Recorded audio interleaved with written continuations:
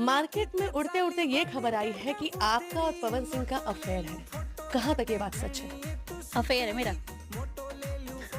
खाया पिया कुछ नहीं, गिलास थोड़ा भरा। सच्चाई तो कुछ नहीं है, कुछ नहीं है। कुछ भी नहीं है इसमें सच्चाई। क्योंकि आए दिन जितने मैं खुद कमेंट्स देखती हूँ या आपके वीडियोस देखती हूँ, समवेयर ऐसा लगता है कि शायद हो सकता है ये दोनों के बीच में अफेयर हो। नहीं, मैंने कभी उनको उस नजरिए से नहीं देखा। मैंने कभी उनको आई लव यू नहीं बोला है। और मैं किसी को भी on camera I love you नहीं बोला है। जैसे होता है ना, कोई भी स्टेज पे बोलता है I love you sir, I love, वो मैंने किया ही नहीं। और मैंने उनको भी नहीं बोला है सामने से कि आई लव यू।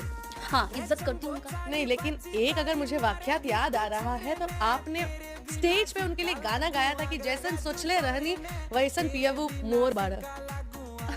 तो इसका मतलब तो अब समझ सकते हो। रिसर्च करके मतलब हद है।